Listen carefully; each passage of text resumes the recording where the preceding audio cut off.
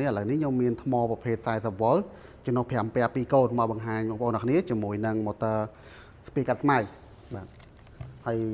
motor នេះគឺប្រើម្ដងថ្ម2កូនតែម្ដងបាទមួយ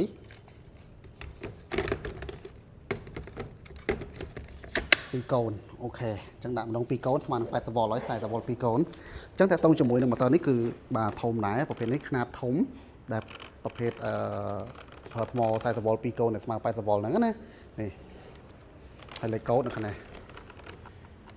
UO 012G made in Japan ផ្គុំនៅក្នុងប្រទេសជប៉ុនណាហើយតើតង់ជាមួយនឹងប៊ូតុងនៃការប្រើប្រាស់នេះអូខេ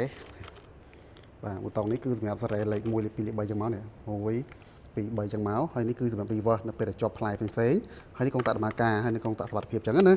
ហើយនេះគឺយើងអាចមូលហើយបត់បានបត់ឆ្វេងបត់ស្ដាំបានណាអូខេប្រភេទនេះគឺខ្នាតធំហើយកម្លាំងខ្លាំងអញ្ចឹងបើសិនជាបងប្អូនអ្នកគ្នាប្រើប្រាស់អីយើងអាចដូរជាមួយនឹងផ្លែ